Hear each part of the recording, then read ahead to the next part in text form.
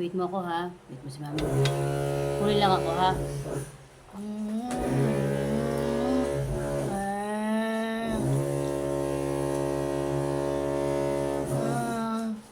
Ano, tunog lang yung Sydney. May gumagawa sa kabilang bahay.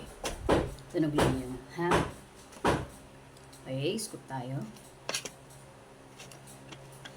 Okay, very good. Oops, kunin mo Sid. Nahulog yung ulam. Ganun din ba yung anak nyo? Kailangan magpaalam kayo sa kanila na pupunta kayo elsewhere in the house or lalabas kayo saglit para ma-inform sila. Siyempre, kahit naman sighted kids, di ba? Kailangan natin magpaalam sa kanila. Magtataka sila, bakit umalis si mami sa tabi namin? Kumakain kami, di ba? So, bilang respeto din, lalo-lalo na sa mga blind children at blind adults. Kailangan nila na i-acknowledge mo naman na magpapaalam ka sa kanila. Acknowledge mo yung presence nila na, uy, tatap mo yung shoulder nila.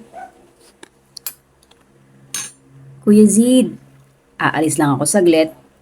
Saglit na saglit lang, babalik agad ako. Tapos nakita niyo sa video kanina na nagrereklamo siya habang wala ako sa tabi niya kasi meron tunog siyang naririnig na unfamiliar sa kanya. So ang gagawin niyo lang kapag ganyan ang scenario, explain niyo sa kanya, don't worry, it's okay. Hawakan mo yung arm niya dito ng gently. Don't worry, it's okay, it's fine.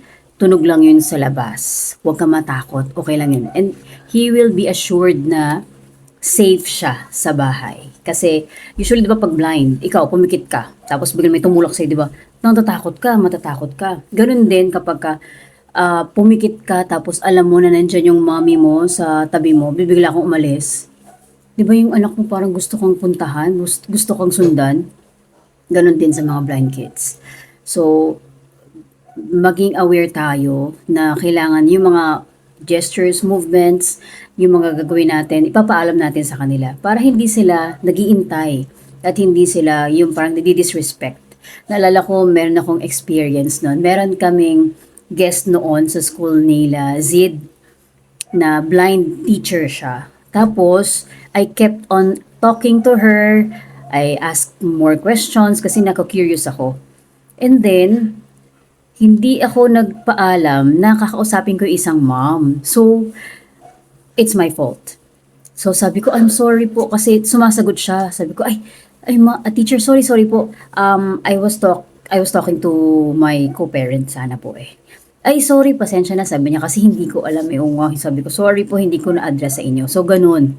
Ganun po dapat tayo makipag-usap sa ating mga blind kids, blind adults, even sa sighted ones, diba? To show respect. Yun lang, bye.